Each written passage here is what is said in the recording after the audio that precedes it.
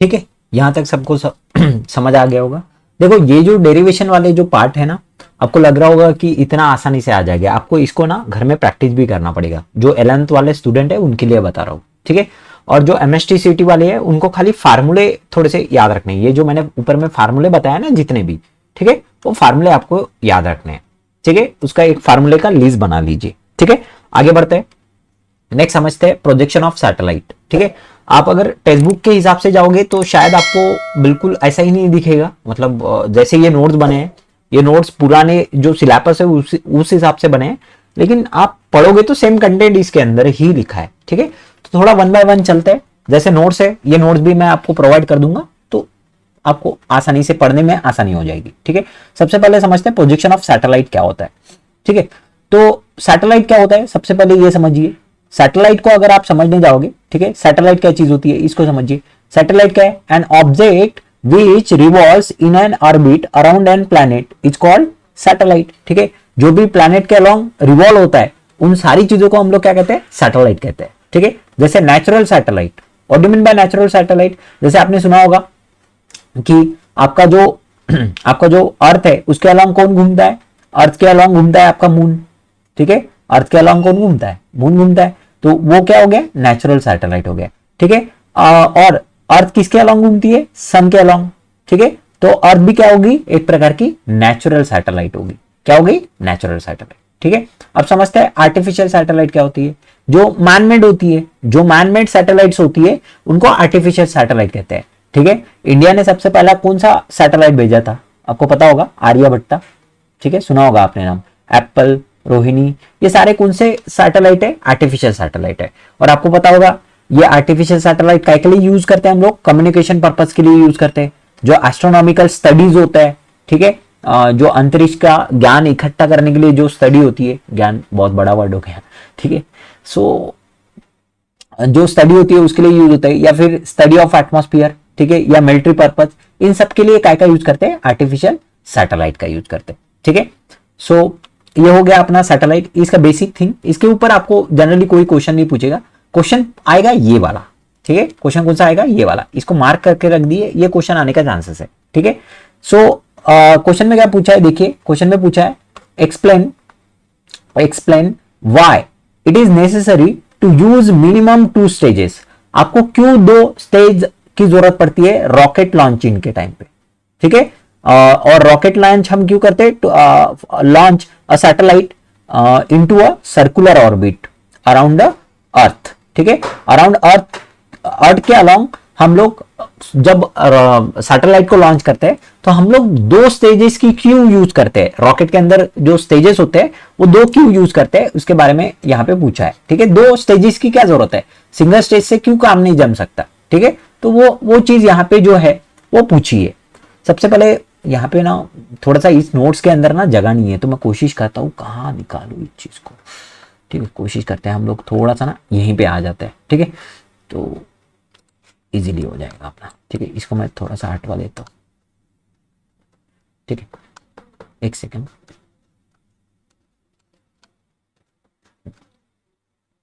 आपको क्वेश्चन समझ गया क्या, सिंपल क्वेश्चन ये है, समझिए क्वेश्चन को, ठीक है। मैं क्वेश्चन बता रहा हूँ आपको। क्वेश्चन ये बोल रहा है कि आप जब रॉकेट को देखोगे तो रॉकेट कैसा दिखता है, आपको पता होगा, ठीक है, समथिंग लाइक दिस, ठीक है। इसके अंदर ऐसे 2 आपके सिलेंडर भी होता है जिसके अंदर फ्यूल फिलअप रहता है, ठीक है। और ठीक है, फ्यूल फिलअप रहता है, इसके अंदर कुछ ऐसा दिखता है आपको, ठीक है, ऐसा कुछ, ठीक है। और यहाँ टिप पे क्या होता है, आपका सैटेलाइट होता है, ठीक है, दिस इज सैटेलाइट, ओके। और यहाँ पे 2 स्टेजेस रहते हैं, कितने स्टेजेस रहते हैं, 2 स्टेजेस रहते हैं, ठीक है। आपने देखा होगा एक स्टेज यहीं पे आप समझ सकते हो। अब देखो ये ऐसे जो ये जो दिख रहे होंगे ये आपके फ्यूल के टैंक है, इसके फ्यूल के टैंक है। तो इसमें कैसे रहता है, 2 स्टेजेस रहते हैं। एक स्टेज ये रहेगा ऊपर वाला, ठीक है, ठीक है, पहला वाला जो है वो नीचे वाला रहेगा, ठीक है। ऊपर वाला कैसे सर, नीचे वाला, ठीक है। सपोज मान के चलते ये जो है नीचे वाला स्टेज है, ठीक है, और ये वाला जो है वो ऊपर वाला स्टेज है, ठीक है। तो क्या होगा, इनिशियली आपको क्या करना है, सपोज ये अर्थ है, ठीक है, ये अर्थ है, ठीक है, और यहाँ पे ये सैटेलाइट है, ऐसा रॉकेट है, रॉकेट के ऊपर क्या है, सैटेलाइट है। अब आपको क्या करना है, सबसे पहले इसको ऊपर लेके जाना पड़ेगा, ठीक है ना। ऐसा थोड़ी आपको अर्थ सरफेस के ऊपर इसको घुमाना है, आपको पर्टिकुलर हाइट पे, डिजायर्ड हाइट पे इसको लेके जाना पड़ेगा। तो सबसे पहले कौन सा फ्यूल जलता है, पहले इसका फ्यूल जलता है, ठीक है। पहला जो आपका स्टेज है उसका फ्यूल जलता है, और आपको पता है फ्यूल कहाँ आएगा, फ्यूल जब फायर होगा तो नीचे की तरफ आएगा, ठीक है। तो इसके ऊपर नीचे की तरफ जैसे ही आएगा आपको रॉकेट कहां जाएगा, ऊपर की तरफ, क्योंकि every action there is equal and opposite reaction, इसको थ्रस्ट लगेगा, ठीक है।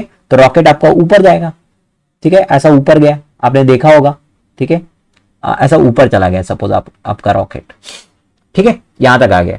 जब तक आप पर्टिकुलर डिजायर हाइट पे चले जाते हो तब तक ये जो फर्स्ट स्टेज है, ये जो पहला स्टेज है, इसका फ्यूल जल चुका होता है, ठीक है, पूरा कंप्लीटली। आपको पहला स्टेज का फ्यूल काय के लिए यूज करना है, to get the desired height. आपको सैटेलाइट को एक पर्टिकुलर हाइट पे लेके जाना है अर्थ सरफेस से, ठीक है। अब क्या करते हैं, रिमोट कंट्रोल की मदद से इसको ऐसा डी अटैच कर लेते हैं, ठीक है, तोड़ देते हैं उसको। वो जो पहला स्टेज है ना उसको लेके थोड़ी घूमेंगे, ठीक है, क्योंकि उसके कारण फ्यूल ज्यादा लगेगा, आप है ना, तो उसको तोड़ देते हैं, रिमोट कंट्रोल के मदद से उसको तोड़ दिया जाता है, ठीक है। अब तोड़ दिया जाता है तो आप ये भी सुने होंगे सर नीचे की तरफ ही तो आएगा ना, ठीक है, तो फिर वो कहां गिरता है, तो आपको पता होगा जो अपने जो प्रक्षेपण केंद्र जहां से सैटेलाइट की लॉन्चिंग होती है, ठीक है, श्रीहरिकोटा वगैरह सुना होगा आपने आंध्र प्रदेश से, ठीक है। तो वो जनरली जो होता है वो समुद्र किनारे करते हैं हम लोग, क्यों, क्योंकि इसके जो पार्ट्स गिरेंगे, ठीक है, रिसेंटली कल एक पार्ट गिरा भी आपने देखा होगा रॉकेट का, ठीक है, कल की ये इंसिडेंस है, हमारे महाराष्ट्र में गिरा है। अब आप अगर कहीं और के होंगे तो पता नहीं, तो मैक्सिमम मेरे भी जो वीडियोस है वो महाराष्ट्र की ही स्टूडेंट देखते हैं, तो आपको सुना होगा आपने कि सिंधेवाई में और उधर आरमोरी की तरफ कुछ पार्ट गिरे, तो ऐसी पार्ट गिरने के चांसेस है, ठीक है। एक्चुअल वो शायद रॉकेट के ही पार्ट थे, तो वो पार्ट अगर आपका समुद्र किनारे अगर होगा, ठीक है, तो वो पार्ट वहीं पे गिर जाएंगे, ठीक है, समुद्र में गिर जाएंगे, तो अपना कोई नुकसान नहीं होगा, ठीक है। तो पहला स्टेज जल चुका है, उसको डी अटैच कर दिया, फिर रॉकेट को 90 डिग्री में घुमाना है, कितने डिग्री में, 90। पहले ऐसा था ना, ऐसा अपराइट था, उसको हॉरिजॉन्टल करना है, ठीक है, तो रिमोट कंट्रोल से उसे हॉरिजॉन्टल किया जाता है। पहला स्टेज जल चुका है, अब दूसरा स्टेज जलाया जाता और उसको ऐसा ऐसा घुमाया जाता है, कैसा, ऐसा ऐसा, सेकंड स्टेज में, ठीक है। अब सेकंड स्टेज, जब तक सेकंड स्टेज ऐसे ऐसे ऐसे ऐसे ऐसे घूमेगा, ठीक है, तो वो सेकंड स्टेज भी हो जाएगा, फायर हो जाएगा पूरी तरीके से, तो तब तक उसको एक पर्टिकुलर वेलोसिटी मिल चुकी होगी, उसी को हम लोग कौन सी वेलोसिटी कहते हैं, क्रिटिकल वेलोसिटी कहते हैं, ठीक है, उसको ही हम लोग क्या कहते हैं, क्रिटिकल वेलोसिटी। फिर वो जो सेकंड स्टेज है उसको भी आप डी अटैच कर लो रिमोट कंट्रोल की मदद से, तब तक इसके पास इतनी एनर्जी आ चुकी होती है सैटेलाइट के पास कि वो कंटिन्यूअसली कैसे घूमते रहता है, कुछ इस तरीके से, जो अर्थ के अलॉन्ग वो जो है वो घूमते रहता है। समझ में आ गया, इसलिए 2 स्टेजेस का यूज किया जाता है, ठीक है। अब इसको आंसर कैसे लिखना है, सिंपल लिखना है, आप ज्यादा यहाँ पे सोचना मत, सिंपली इतना समझना कि जब कभी भी आपको प्रोजेक्शन करना होता है सैटेलाइट का, 2 स्टेजेस का यूज करते हैं हम लोग। क्यों यूज करते हैं, हाँ, सबसे पहले सैटेलाइट को कहां रखते हैं हम लोग, सैटेलाइट को रखते हैं टिप ऑफ द रॉकेट के एकदम टॉप पे रखते हैं। इनिशियली जो फ्यूल जो है वो फर्स्ट स्टेज का हम लोग जलाते हैं, ठीक है, इग्नाइट करते हैं। इसके कारण क्या होता है, हम लोग डिजायर्ड हाइट पे चले जाएंगे, करेक्ट है। अब वो जो हमने जो फर्स्ट स्टेज जलाया है, सिंगल स्टेज जो जलाया है, उसको हम लोग क्या डिजायर्ड हाइट पे चले गए, ठीक है। अब उसको क्या करना है, आपको रिमोट कंट्रोल के मदद से जो पहला एम्प्टी खाली वाला जो स्टेज है उसको क्या कर लेना है, आपको डी अटैच कर लेना है, ठीक है, रॉकेट से डी अटैच कर लेना है। बाद में क्या करना है, उसको 90 डिग्री में रोटेट कर देना है। ये 900 हो गया, ये 90 डिग्री है, नहीं तो आप बोलोगे सर ये क्या चीज है, 900 नहीं भाई, 90 डिग्री से घुमा देना है, ठीक है, ऐसा था ना, तो उसको ऐसा कर देना है, ओके। सो 90 डिग्री में घुमा देना है। फिर क्या करना है, सेकंड स्टेज को जलाना है, ठीक है। आपने सेकंड स्टेज को इग्नाइट किया तो क्या होगा, हॉरिजॉन्टल घुमा के, ठीक है, तो उसको एक पर्टिकुलर डायरेक्शन में वो घूमने लग जाएगा। जब तक आपका सेकंड स्टेज पूरा कंप्लीटली बर्न हो चुका होगा तब तक उसको भी, वो भी स्टेज को जो है वो आपको डी अटैच कर लेना है, ठीक है। और जब वो घूमते घूमते उसे क्या हो जाएगा, एक पर्टिकुलर वेलोसिटी मिल जाएगी, हॉरिजॉन्टल वेलोसिटी मिल जाएगी उसके पास, ठीक है। और वो क्या रहेगा, उसी हॉरिजॉन्टल वेलोसिटी को ही हम लोग क्या कहते हैं, ठीक है, क्रिटिकल वेलोसिटी कहते हैं। ये देखो यहाँ पे लिखा हुआ है, that velocity is called what, critical velocity, ठीक है। That is the minimum horizontal velocity of a projection must be given to what satellite so the at a particular height so that can be revolve in a circular orbit. वो continuously किसके along घूमता रहे, अर्थ के along continuously घूमता रहे circular orbit के अंदर. तो वो जो velocity होती है, जितनी वेलोसिटी मिनिमम वेलोसिटी जो होती है, ठीक है, उसको सर्कुलर ऑर्बिट में घुमाने के लिए सैटेलाइट को, उसी वेलोसिटी को हम लोग कौन सी वेलोसिटी कहते हैं, क्रिटिकल वेलोसिटी कहते हैं. समझ में आ गया. तो ये इसलिए दो स्टेजेस का यूज करते हैं. पहला स्टेज उसको स्कैप करने के लिए यूज होता है, मतलब अर्थ ग्रेविटेशन है ना.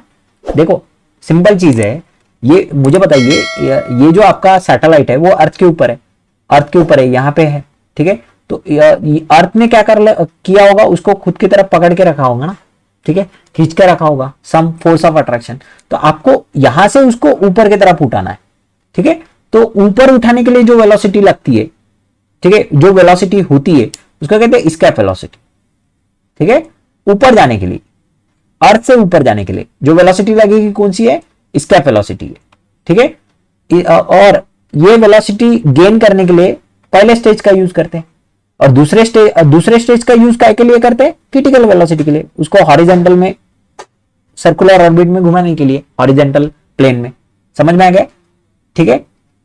ये क्वेश्चन है. उसके बाद अगर नेक्स्ट क्वेश्चन अगर आप देखोगे तो नेक्स्ट क्वेश्चन क्या है, देखिए नेक्स्ट क्वेश्चन है आपका, दैट इज क्वेश्चन नंबर 5. आपको यहाँ पे अलग अलग ऑर्बिट को एक्सप्लेन करना है. अलग अलग ऑर्बिट है यहाँ पे, अगर आप देखोगे तो अलग अलग ऑर्बिट्स है यहाँ पे, ठीक है. देखो आपका जो सैटेलाइट है वो अलग अलग ऑर्बिट में घूम सकता है, ठीक है. आपको केसेस बताने हैं, ठीक है. डिस्कस क्या लिखा है, देखिए क्वेश्चन, डिस्कस द डिफरेंट, एक सेकंड सॉरी, एक सेकंड, देखिए क्वेश्चन क्या लिखा है, डिस्कस द डिफरेंट केसेस आपको डिस्कस करने हैं of a satellite motion depending upon the magnitude of horizontal velocity of projection. आपको अलग अलग केसेस को एक्सप्लेन करना है जो सैटेलाइट जो घूमने वाला है, ठीक है. सैटेलाइट एक ही मोशन में नहीं घूमता है सर्कुलर में, वो अलग अलग मोशन में होता है. क्योंकि सोचिए इतने बड़े, इतने ज्यादा कंट्रीज है. आपने ये भी सुना होगा कि इंडिया का रिकॉर्ड है कि लगभग 105 या 107 हमने सैटेलाइट एक साथ लॉन्च किए थे. सोचिए इतने सैटेलाइट्स, ठीक है, अगर एक साथ अगर हम लॉन्च करते हैं और वो आसमान में घूम रहे तो वो एक दूसरे को टकराने के चांसेस है, टकरा भी सकते हैं ना, ठीक है. तो इसलिए उनका क्या किया जाता है कि उनका ऑर्बिट अलग रखते हैं, उनकी वेलोसिटी भी अलग रखते हैं, ठीक है. आपने सुना होगा कोई सैटेलाइट ज्यादा स्पीड से घूमता है तो कोई धीरे घूमेगा, ठीक है. साथ में उनके ऑर्बिट भी अलग अलग होता है, ठीक है. तो उसी ऑर्बिट को आपको एक्सप्लेन करना है. और वो ऑर्बिट क्यों अलग अलग होते हैं, वो होते हैं बिकॉज ऑफ वेलोसिटी चेंजेस. अलग अलग तरीके से वेलोसिटी रखी जाती है, ठीक है. वेलोसिटी अलग अलग तरीके से रखी जाती है. अब इस चीज को समझिए, ठीक है, वेलोसिटी कैसे अलग अलग रखी जाती है. आपको दो वेलोसिटी के बारे में यहां याद रखनी है. पहली होती है क्रिटिकल, पहली होती है critical velocity, that is VC, ठीक है. ये क्यों लगती है, to move in a circular orbit. और पहली होती है अब ये VC that is critical velocity, minimum velocity है. और वीएच क्या है, हॉरिजॉन्टल है, ठीक है. इसको हॉरिजॉन्टल वेलोसिटी कहेंगे. अब देखो वीसी यानी मिनिमम वेलोसिटी हुई, वीएच यानी हॉरिजॉन्टल वेलोसिटी हुई. इन दोनों में फर्क है, ठीक है. आप जो दे रहे हो, ठीक है, उसको कहेंगे हम लोग VH, horizontal velocity, circular orbit में घूमने के लिए. लेकिन वो कितनी मिनिमम होनी चाहिए, इतनी तो होनी चाहिए. क्रिटिकल वेलोसिटी इतनी ही होनी चाहिए, ठीक है. तो इसे कहते हैं क्रिटिकल वेलोसिटी, इसे कहते हैं हॉरिजॉन्टल वेलोसिटी. और एक होगी दैट इज कौन सी, स्कैप वेलोसिटी, जो अर्थ ग्रेविटेशन से स्कैप होने के लिए, बराबर है. अर्थ ने पकड़ के रखा है तो उसको वहां से स्कैप होना है ना, तो उसके लिए जो वेलोसिटी लगेगी वो वेलोसिटी रहेगी आपकी, that is called escape velocity VE, ठीक है. अब आपको देखो यहां पे अगर देखोगे तो आपको पहला केस देखो काय के लिए दिया हुआ है, that is for parabolic path, ठीक है. अब पैराबोलिक पाथ कब लेता है आपका जो सैटेलाइट है, वो पैराबोलिक पाथ कब लेता है, इफ द हॉरिजॉन्टल वेलोसिटी, अगर हॉरिजॉन्टल वेलोसिटी लेस देन, कौन सी वेलोसिटी होती है, तो क्रिटिकल वेलोसिटी, मतलब VH इज लेस देन, अगर VC होता है तो आपका सैटेलाइट क्या करता है, रिटर्न आ जाता है अर्थ के ऊपर by taking what, parabolic path. मतलब ऐसा पैराबोलिक पाथ लेगा और सीधा कहां आ जाएगा, सीधा पैराबोलिक पाथ लेगा और कहां आ जाएगा, सीधा पैराबोलिक पाथ लेके कहां गिर जाएगा, अर्थ के अंदर गिर जाएगा. कब, जब आपकी हॉरिजॉन्टल वेलोसिटी, आपको कंडीशन याद रखनी है, जब आपकी horizontal velocity less than less than क्या होगी, क्रिटिकल वेलोसिटी होगी। तो ठीक है, दूसरा पॉइंट अगर देखोगे, दूसरे पॉइंट में उसने क्या बोला, अगर हॉरिजॉन्टल वेलोसिटी क्रिटिकल वेलोसिटी इतनी होती है तो वो सर्कुलर ऑर्बिट में घूमता है। देखो ये वाला है, ठीक है, कौन सा वाला, सर्कुलर ऑर्बिट में कब घूमता है, सर्कुलर ऑर्बिट में तभी घूमता है जब आपकी horizontal velocity is equal to क्या हो जाए, क्रिटिकल वेलोसिटी। तो ऐसे गोल गोल घूमेगा, समझ में आया, ऐसा जब आपकी horizontal velocity is equal to क्या हो जाएगी, क्रिटिकल वेलोसिटी। तीसरा, अगर आपका हॉरिजॉन्टल वेलोसिटी, ठीक है, देखो इसको समझो, जब आपका horizontal velocity less than critical होता है, ठीक है, सॉरी ग्रेटर देन क्रिटिकल होता है, थोड़ा सा माफ कीजिए, थोड़ा सा यहाँ पे पढ़ने में मुश्किलात होती है, आपने देखा होगा इतने सारे कॉन्सेप्ट एक साथ बताने हैं आपको। तो हॉरिजॉन्टल वेलोसिटी जो होती है, हॉरिजॉन्टल वेलोसिटी जो होती है वो ग्रेटर देन क्या होती है, क्रिटिकल वेलोसिटी। जब क्रिटिकल वेलोसिटी से बहुत ज्यादा हो जाती है, ठीक है, ज्यादा होती है, क्रिटिकल वेलोसिटी से ज्यादा होती है, कौन सी वेलोसिटी, हॉरिजॉन्टल वेलोसिटी, ठीक है, ज्यादा होती है। और लेस देन क्या होती है, एस्केप वेलोसिटी होती है। तब आप कौन सा ऑर्बिट में घूमते हो, तब आप इलेप्टिकल ऑर्बिट में घूमते हो। कौन से ऑर्बिट में घूमेंगे, इलेप्टिकल, ठीक है। यहाँ पे देखो ये इलिप्स में घूमोगे आप, ठीक है। कब, जब आपका हॉरिजॉन्टल वेलोसिटी ग्रेटर देन क्या होगी, क्रिटिकल वेलोसिटी, और लेस देन क्या होगी, एस्केप वेलोसिटी, तब आप कौन से ऑर्बिट में घूमोगे, इलिप्टिकल, ठीक है। बाद में अगर आपका horizontal velocity is equal to escape हो जाता है, horizontal velocity is equal to क्या हो जाता है, एस्केप हो जाता है, तब आप कौन से पाथ में घूमोगे, तब आप घूमोगे पैराबोला। पैराबोला मतलब कुछ इस तरीके से घूमोगे, समझ आया, ऐसे घूमोगे ऐसा, ठीक है। थर्ड वन, फिफ्थ वन में देखो, जब आपका escape velocity greater than horizontal velocity greater than escape velocity होता है, तो आप कौन से पाथ लेते हो, हाइपरबोलिक पाथ लेते हो। कौन सा पाथ लोगे, हाइपरबोलिक। जब आपका horizontal velocity is greater than कौन सी हो जाएगी, एस्केप वेलोसिटी, तो हॉरिजॉन्टल पाथ में लेते हो, ठीक है। मैं क्या बोलता हूं, आप ये क्वेश्चन आपको लग रहा होगा बड़ा क्रिटिकल है, काफी सिंपल कर देंगे हम लोग इसको, ठीक है। सुनिए, आपको क्या करना है, खाली ये डायग्राम याद रखनी है, आपको खाली ये डायग्राम याद रखनी है, ठीक है। सिंपल क्या, इसमें क्या याद रखना है कि आपका जो पैराबोलिक पाथ कब लेता है, पैराबोलिक पाथ लेके कब हॉरिजॉन्टल मतलब अर्थ के ऊपर आके गिरता है, जब आपका जो वेलोसिटी है, हॉरिजॉन्टल वेलोसिटी है, वो लेस देन क्रिटिकल वेलोसिटी होता है, ठीक है। सर्कुलर ऑर्बिट में कब घूमता है, जब आपका horizontal velocity is equal to critical velocity होता है, ठीक है। इलेप्टिकल पाथ में कब घूमता है, ये कंडीशन याद रखनी है आपको, जब horizontal velocity greater than escape होती है और लेस देन क्या होती है, sorry horizontal velocity greater than escape critical velocity होती है और लेस देन क्या होती है, एस्केप वेलोसिटी होती है, तब आपको कौन सा पाथ लेता है, इलेप्टिकल पाथ लेता है, इलेप्टिकल ऑर्बिट में आएगा, ठीक है। और जब horizontal velocity is equal to escape velocity होती है, तब आपको कौन सा पाथ लेगा, पैराबोलिक पाथ लेगा, ठीक है। हाइपरबोलिक कब लेगा, जब आपका हॉरिजॉन्टल वेलोसिटी ग्रेटर देन क्या होगा, एस्केप वेलोसिटी होगा। तो आपको खाली ये डायग्राम थोड़ा सा याद कर लेना पड़ेगा और उस तरीके से आप उसको क्या कर सकते हो, डिफाइन जो है वो पूरे इस क्वेश्चन को कर सकते हो, और ये एग्जाम में पक्का आता है। आपको 4-5 ही पॉइंट याद रखने, डायग्राम याद रख लीजिए, आप डायरेक्टली इसको समझ सकते हो, ठीक है। क्लियर है, ठीक है। थोड़ा सा आगे बढ़ते हैं। अब देखिए नेक्स्ट क्वेश्चन क्या आएगा, नेक्स्ट क्वेश्चन आएगा क्रिटिकल वेलोसिटी, क्रिटिकल वेलोसिटी पे क्वेश्चन आएगा, ठीक है, पक्का आता है ये क्रिटिकल वेलोसिटी पे क्वेश्चन, ठीक है। समझते हैं किस तरीके से होगा ये। देखो क्रिटिकल वेलोसिटी, तो सबसे पहले इंपॉर्टेंट समझते हैं क्रिटिकल वेलोसिटी क्या होती है, ठीक है। क्वेश्चन किस तरीके से आएगा, define critical velocity of satellite and expression for it, obtain the expression for it. तो आपको उसको डिफाइन भी करना है और साथ में क्या करना है, उसको एक्सप्रेशन देना भी है। साथ में कभी कभी क्वेश्चन इस भी तरीके से पूछ सकता है कि derive an expression for critical velocity, expression derive करो और साथ में कौन से फैक्टर पे वो डिपेंड है, आपका जो क्रिटिकल वेलोसिटी वो कौन से फैक्टर पे डिपेंड है, उस चीज को भी आपको बताना होता है, ठीक है। तो सबसे पहले देखते हैं क्रिटिकल वेलोसिटी का डेफिनेशन क्या होता है। Critical velocity, the minimum horizontal velocity which is given to the satellite so the satellite can be revolve in a circular orbit, ठीक है। आपको कितना मिनिमम अमाउंट ऑफ एनर्जी देनी, वेलोसिटी देनी पड़ेगी ताकि आपका सैटेलाइट जो है वो कौन से ऑर्बिट में घूमे, सर्कुलर ऑर्बिट में घूमे। उसी वेलोसिटी को हम लोग कौन सी वेलोसिटी कहते हैं, क्रिटिकल वेलोसिटी, या फिर क्या कहते हैं, ऑर्बिटल वेलोसिटी, ठीक है। ऐसा गोल गोल घूमने के लिए, कैसा गोल गोल घूमने के लिए जो वेलोसिटी लगती है उसको ही हम लोग कौन सी वेलोसिटी कहती है, क्रिटिकल वेलोसिटी कहते हैं। मिनिमम कितनी होनी चाहिए, ठीक है, उसको हम लोग कहते हैं क्रिटिकल वेलोसिटी। अब इसका डेरिवेशन देखो, इसको शॉर्ट में बोला जाता है वीसी, ठीक है। डिनोट कैसे कहते हैं, वीसी से डिनोट करते हैं, ठीक है। अब देखो यहाँ पे क्या करना है, आपको कंसीडर करना है स्मॉल एम। स्मॉल एम क्या है आपका, स्मॉल एम जो मास है, जो अर्थ के अलॉन्ग रिवॉल्व होने वाला है, ठीक है। एच क्या है, हाइट है, हाइट कहां से, अर्थ सरफेस से ऊपर, ठीक है। कैपिटल एम क्या है, mass of mass of earth है। उसके बाद कैपिटल आर क्या है, रेडियस ऑफ अर्थ है, ठीक है। इतना समझ आ गया होगा तुमको, ठीक है। यही चीजें लिखनी है, बाकी कुछ नहीं करना है, ठीक है। अब देखो, अब मुझे बताओ, कोई भी आपने अगर आप मतलब ग्रेविटेशन अगर 10th में या 9th में अगर पढ़ा होगा, 10th में स्टेट वालों को 10th में रहता है और 9th वालों को सॉरी सीबीएसई वालों को 9th में होता है, ठीक है। तो आपको पता होगा कि कोई भी चीज अगर सर्कुलर ऑर्बिट में घूमती है तो उसके ऊपर एक फोर्स लगता है, that is called centripetal force. उसको हम लोग क्या कहते हैं, सेंट्रीपिटल फोर्स कहते हैं, ठीक है।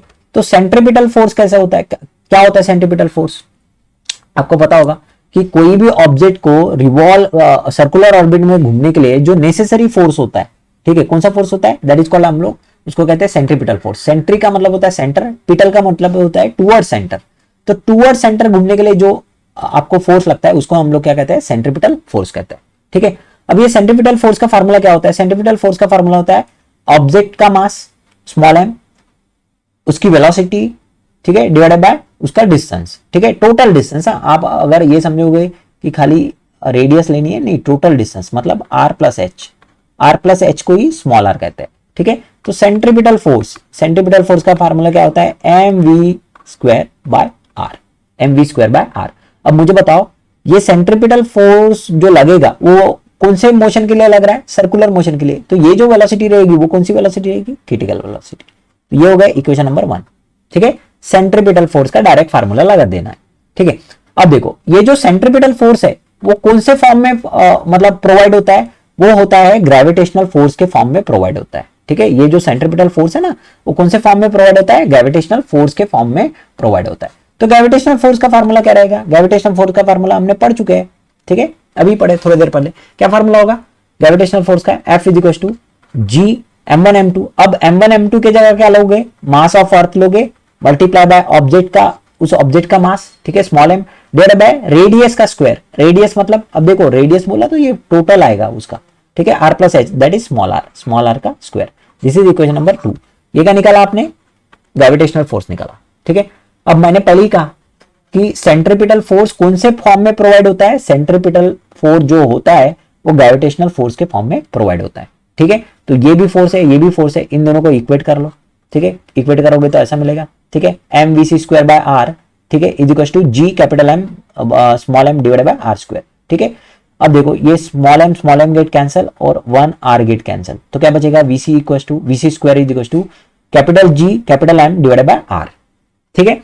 अगर इसका स्क्वायर रूट ले लेते हैं, वीसी स्क्वायर का स्क्वायर रूट ले लोगे तो क्या हो जाएगा, वीसी इक्वल टू हो जाएगा square root of GM by r, बराबर है। तो ये मिल गई आपको काय की वैल्यू, वीसी की value, that is critical velocity की वैल्यू, ठीक है। अब स्मॉल आर की जगह क्या रिप्लेस कर सकते हो, कैपिटल आर प्लस एच, ठीक है।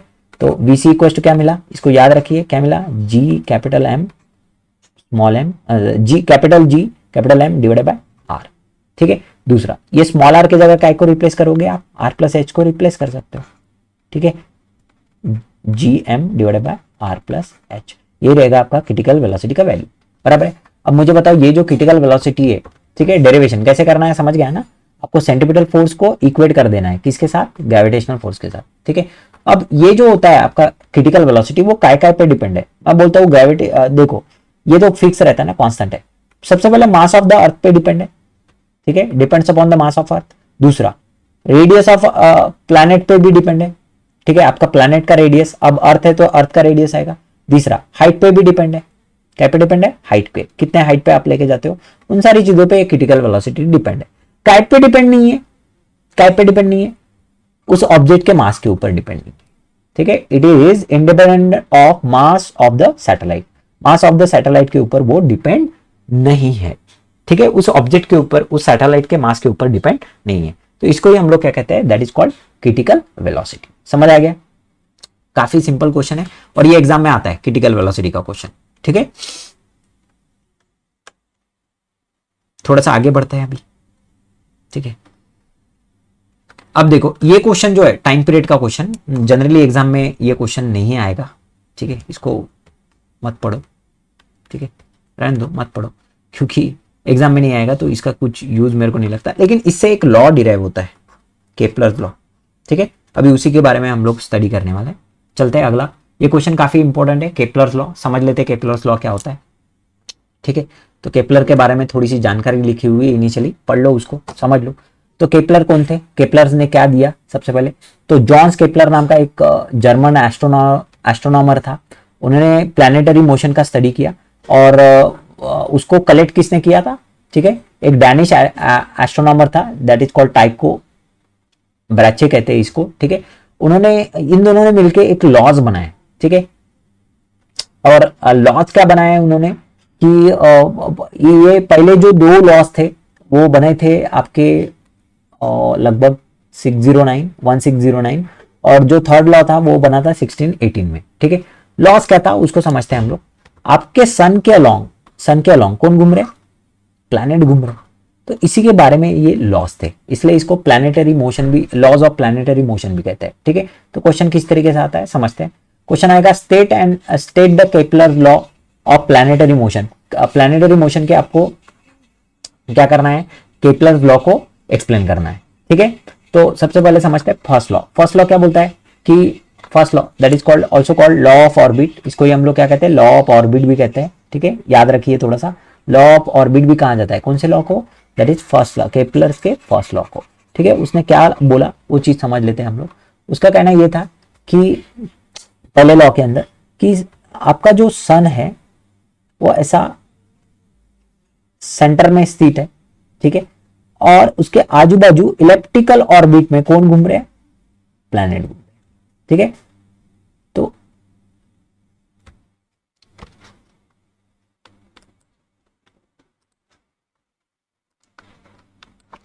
देखो पहला लॉ क्या बोलता है वो समझते हैं। ठीक है, पहला लॉ क्या बोलता है, सबसे पहले पहला लॉ बोलता है आपका कि sun, the planet is revolving around in an elliptical orbit around the sun where sun is situated at one of the two foci of ellipse।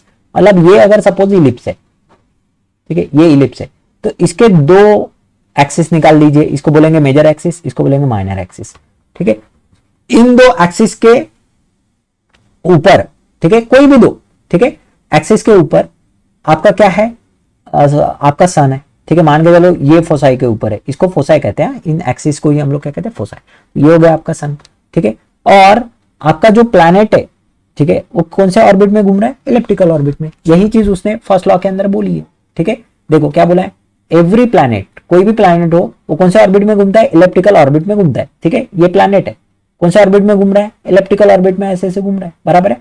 ठीक है, विथ सन, सन जो है वो situated at one of the two foci of ellipse. ठीक है, इन दोनों में से कोई भी, ये यहां पे भी हो सकता है, यहां पे भी हो सकता है आपका सन। ठीक है, तो वहां पे सिचुएटेड रहता है और आपका प्लैनेट कैसे घूमता है, कैसे घूमता है, इलेप्टिकल ऑर्बिट में, इसलिए इसको बोलते हैं केपलर्स फर्स्ट लॉ।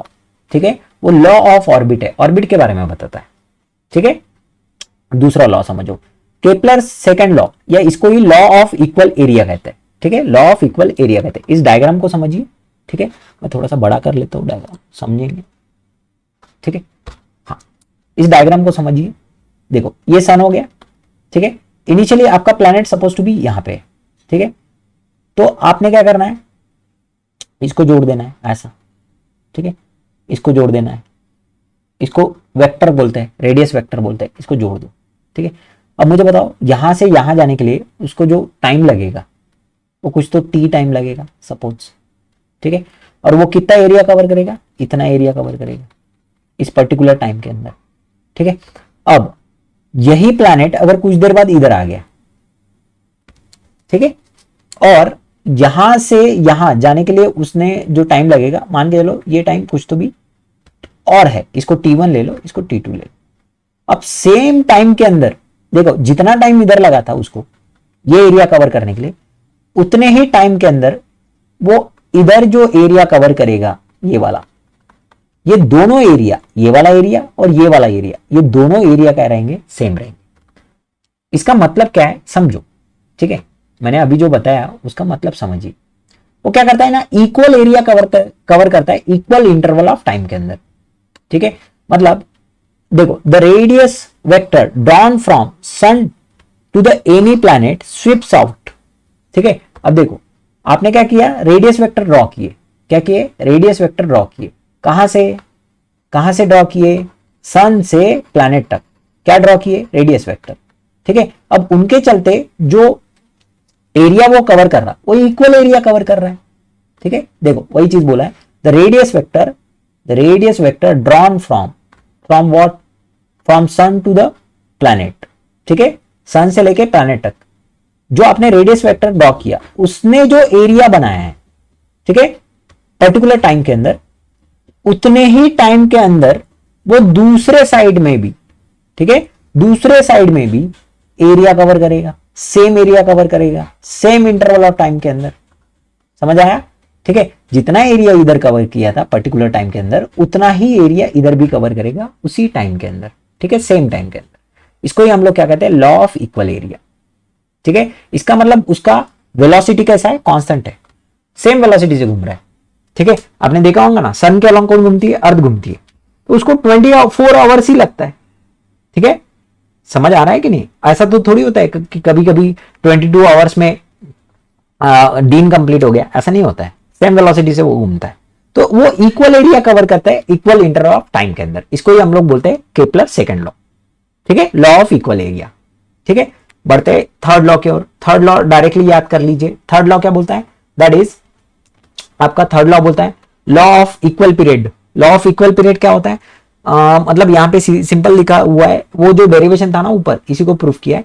जो स्क्वायर ऑफ टाइम पीरियड है वो डायरेक्टली प्रोपोर्शनल है cube of semi major axis. ठीक है, जो आपका square of time period of revolution है वो डायरेक्टली प्रोपोर्शनल है cube of semi major axis को। कैसे समझो? ठीक है, ये सपोज आपका इलिप्स है।